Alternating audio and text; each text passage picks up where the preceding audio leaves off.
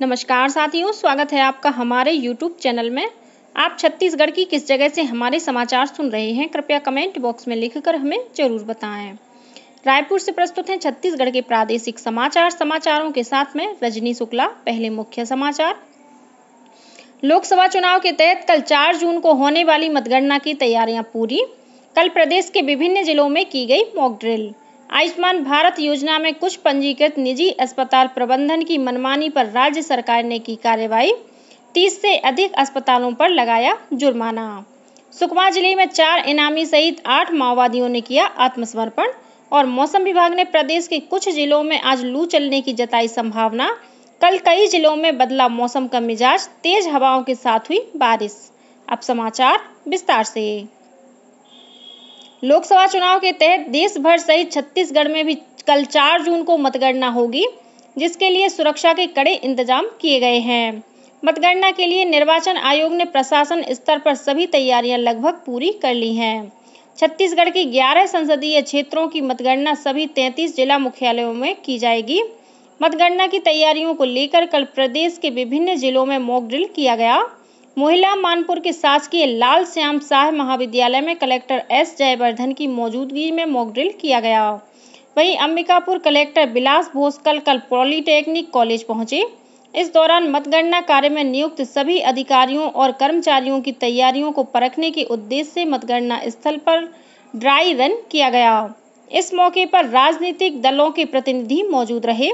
इधर जांजगीर चांपा जिला कलेक्टर आकाश छिकारा और पुलिस अधीक्षक विवेक शुक्ला ने जिले के मतगणना केंद्र का निरीक्षण किया। इस दौरान उन्होंने आवश्यक दिशा निर्देश जारी किए। उन्होंने मतगणना के दिन निर्धारित समय पर अधिकारी कर्मचारियों को पहुंचने के भी निर्देश दिए। गौरतलब है कि जिले के पॉलिटेक्निक कॉलेज के स्ट्रांग रूम को मतगणना के दिन सुबह ऑब्जर्वर, रिटर्निंग अधिकारी और राजनीतिक दलों के प्रतिनिधियों की उपस्थिति में खोला जाएगा। प्रधानमंत्री नरेंद्र मोदी ने लोकसभा चुनाव को निष्पक्ष और व्यवस्थित तरीके से संपन्न कराने में निर्वाचन आयोग की भूमिका की सराहना की है। एक सोशल मीडिया पोस्ट में उन्होंने कहा कि आयोग के समर्पण और सुव्यवस्थित प्रयासों के कारण भारतीय लोकतंत्र में लोगों की आस्था और प्रगाढ़ हुई है तथा देशवासियों ने आत्मविश्वास के साथ मतदान किया है। श्री मोदी ने कहा कि भारत की चुनाव प्रक्रिया लोकतांत्रिक मूल्यों में विश्वास बढ़ाती है। प्रधानमंत्री ने चुनाव के दौरान सुरक्षा बलों की भूमिका की भी प्रशंसा की। उन्होंने कहा कि सुरक्षा बलों के कारण मतदान सुरक्षित माहौल में संपन्न हुआ और लोग सहजता से चुनाव प्रक्रिया में शामिल हो पाए। केंद्र सरकार की आयुष्मान भारत योजना में कुछ पंजीकृत निजी अस्पताल प्रबंधन की मनमानी और फर्जीवाड़े पर राज्य सरकार ने कार्रवाई की है। इसके तहत स्वास्थ्य विभाग द्वारा 30 से अधिक पंजीकृत अस्पतालों पर लाखों रुपए का जुर्माना लगाया गया है। गौरतलब है कि आयुष्मान भारत योजना के तहत भर्ती मरीजों से फीडबैक लिया जा रहा है। इसमें मरीजों से अतिरिक्त राशि लिए जाने, उपचार में शिकायत, अस्पताल में साफ सफाई के साथ चिकित्सक और स्टाफ के व्यवहार संबंधी जानकारी शामिल हैं।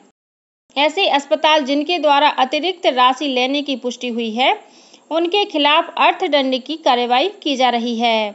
जिले के सभी मुख्य चिकित्सा अधिकारियों को निर्देशित किया गया है कि जिला स्तर पर विशेषज्ञ चिकित्सक की टीम बनाकर निजी अस्पतालों का औचक निरीक्षण किया जाए। लोकसभा चुनाव की मतगणना से पहले निजी टीवी चैनलों और अन्य एजेंसियों ने चुनाव पश्चात के सर्वेक्षण परिणाम जारी किए हैं। इनमें से अधिकतर में कहा गया है कि भारतीय जनता पार्टी के नेतृत्व वाला राष्ट्रीय जनतांत्रिक गठबंधन एनडीए लोकसभा चुनाव में बहुमत हासिल कर सत्ता में वापसी करेगा। इन परिणामों से संकेत मिलता है कि 545 सदस्यों वाली लोकसभा में एनडीए को 2/3 बहुमत मिल सकता है। लोकसभा में सामान्य बहुमत के लिए 272 सीट की आवश्यकता होती है। चुनाव विशेषज्ञों ने नरेंद्र मोदी के नेतृत्व वाली एनडीए सरकार के 350 से अधिक सीटें जीतने का अनुमान व्यक्त किया है। विपक्षी आईएनडीआई गठबंधन को लोकसभा में 125 से 150 तक सीट मिल सकती है। एग्जिट पोल पर प्रतिक्रिया व्यक्त करते हुए छत्तीसगढ़ के मुख्यमंत्री विष्णुदेव साय ने कहा कि यह पहले से ही तय था कि देश की जनता का आशीर्वाद भारतीय जनता पार्टी और प्रधानमंत्री नरेंद्र मोदी को मिलेगा। उन्होंने कहा कि प्रदेश की सभी 11 सीटें भाजपा को मिल रही हैं। वहीं भारतीय जनता पार्टी के प्रदेश अध्यक्ष किरण सिंह देव ने कहा कि ये अनुमान इस बात के प्रमाण है कि भाजपा ने भारत और विशेषकर छत्तीसगढ़ की जनता जनार्दन के निर्णय का धरातल पर रहकर सटीक आकलन किया है। दूसरी ओर प्रदेश कांग्रेस अध्यक्ष दीपक बैज ने कहा कि एग्जिट पोल के नतीजे भ्रामक हैं। कांग्रेस पार्टी इन नतीजों को खारिज करती है। उन्होंने दावा किया कि 4 जून को जब एग्जिट पोल के नतीजे आएंगे तब देश में इंडिया गठबंधन की सरकार बनेगी। छत्तीसगढ़ व्यावसायिक परीक्षा मंडल व्यापम द्वारा 9 जून को पीएटी, पीपीटी के साथ ही प्री बीएड, बीएड और प्री बीएससी, बीएड की प्रवेश परीक्षा आयोजित की जाएगी। इन प्रवेश परीक्षाओं के लिए व्यापम ने प्रवेश पत्र जारी कर दिए हैं।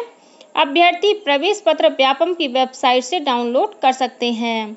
अभ्यर्थियों को उनके पंजीकृत मोबाइल नंबर पर एसएमएस के माध्यम से एक संक्षिप्त लिंक भी भेजा जाएगा, जिससे वे अपने मोबाइल पर सीधे प्रवेश पत्र प्राप्त कर उसका प्रिंट आउट ले सकते हैं। परीक्षार्थियों को परीक्षा केंद्र में फोटो युक्त आईडी प्रूफ जैसे मतदाता पहचान पत्र, ड्राइविंग लाइसेंस, पैन कार्ड और आधार कार्ड, पासपोर्ट, विद्यालय का फोटो युक्त परिचय पत्र ले जाना अनिवार्य होगा। आईडी की फोटोकॉपी मान्य नहीं होगी। पीएटी और पीपीटी की परीक्षाएं सुबह की पाली में और प्री बीएड की और प्री बीएससी, बीएड परीक्षा का आयोजन दूसरी पाली में किया जाएगा। प्रधानमंत्री नरेंद्र मोदी ने कल देश में भीषण गर्मी की स्थिति की समीक्षा के लिए एक बैठक की। बैठक में प्रधानमंत्री को मौसम विभाग के पूर्वानुमानों के अनुसार जानकारी दी गई कि राजस्थान, गुजरात और मध्य प्रदेश में भीषण गर्मी जारी रहने की संभावना है। इस वर्ष मानसून सामान्य रहने की संभावना है और देश के अधिकतर हिस्सों में सामान्य से अधिक वर्षा हो सकती है, जबकि प्रायद्वीपीय भारत के कुछ हिस्सों में सामान्य से कम वर्षा हो सकती है। प्रधानमंत्री ने निर्देश दिया कि आग से संबंधित घटनाओं से निपटने और उन्हें रोकने के लिए पर्याप्त अभ्यास नियमित तौर पर अवश्य किए जाने चाहिए। अग्नि जांच और अस्पतालों तथा अन्य सार्वजनिक स्थानों पर बिजली सुरक्षा की जांच नियमित तौर पर अवश्य की जानी चाहिए। प्रधानमंत्री को जंगलों की आग की समय पर पहचान करने और इसके प्रबंधन से संबंधित पोर्टल वन अग्नि की उपयोगिता के बारे में भी जानकारी दी गई।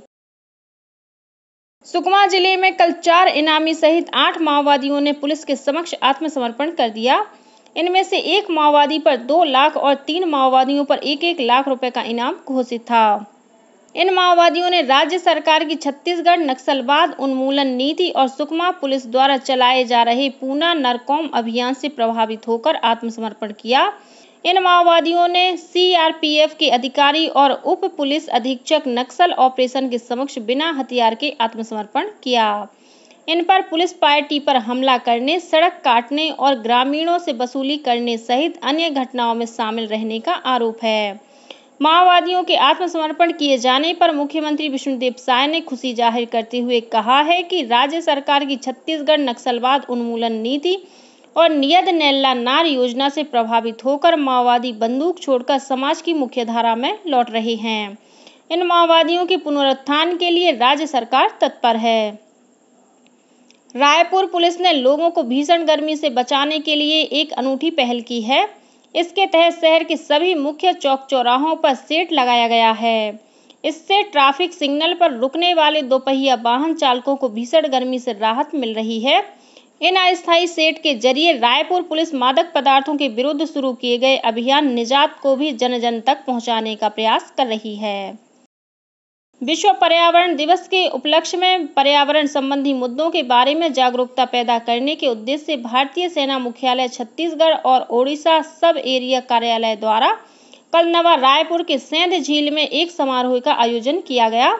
Olive green with go green विषय पर आयोजित इस समारोह में रायपुर के विभिन्न संस्थानों में छात्र छात्राएं, सेना के जवान और अन्य लोग शामिल हुए। इस दौरान सेंध झील के आसपास स्वच्छता अभियान, वॉकथॉन और संगीत समारोह जैसे विभिन्न कार्यक्रम आयोजित किए गए।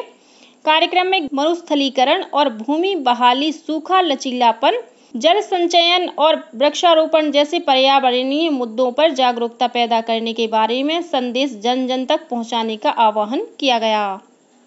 और अब पेश है मौसम का हाल। मौसम विभाग ने आज प्रदेश में भीषण गर्मी और लू चलने की संभावना जताई है। मौसम विभाग के अनुसार आज बिलासपुर, मुंगेली, कोरबा, जांजगीर चांपा और कबीरधाम जिले में लू चल सकती है। इधर बिलासपुर के अपर कलेक्टर R.A. कुरुवंशी ने भीषण गर्मी और लू के मद्देनजर उद्योग, व्यापार और विभिन्न सेवाओं से जुड़े संगठनों के पदाधिकारियों की बैठक ली। बैठक में उन्होंने अपने संस्थान में कार्यरत श्रमिकों और स्वयं के बचाव के लिए उपाय करने के निर्देश दिए। इस बीच दुर्ग, भिलाई के कुछ स्थानों में कल दोपहर बाद अचानक मौसम का मिजाज बदला और तेज हवा के साथ बारिश हुई। वहीं जगदलपुर में भी कुछ स्थानों पर गरज चमक और तेज हवाओं के साथ बारिश हुई। इधर रायगढ़ जिले में बीती रात तेज आंधी तूफान के कारण 100 से ज्यादा पेड़ उखड़ गए, जिससे 20 से अधिक बिजली के खंभे धराशायी हो गए। साथ ही होल्डिंग्स भी उड़ गए। इसके कारण बिजली आपूर्ति बाधित हुई। वहीं कल दोपहर बाद रायगढ़ में फिर से मौसम का मिजाज बदला और तेज हवाओं के साथ बारिश हुई। मौसम विभाग ने मानसून के 10 से 12 जून तक छत्तीसगढ़ के बस्तर पहुंचने की संभावना जताई है, जिसके बाद 18 से 20 जून तक पूरे प्रदेश में मानसून के सक्रिय होने के आसार हैं। और अब कुछ अन्य खबरें संक्षेप में। राजनांदगांव जिले के ग्राम बरेठ टोला में ट्रैक्टर पलटने से उसमें दबकर 2 युवकों की मौत हो गई। दोनों युवक ग्राम कोलीहाटोला के रहने वाले थे। और कबीरधाम जिले के इंदौरी गांव में पेट्रोल पंप के पास एक 4 पहिया वाहन ने मोटरसाइकिल को टक्कर मार दी। इस हादसे में 2 युवकों की मौके पर ही मौत हो गई। इसी के साथ छत्तीसगढ़ के समाचारों का ये बुलेटिन समाप्त हुआ।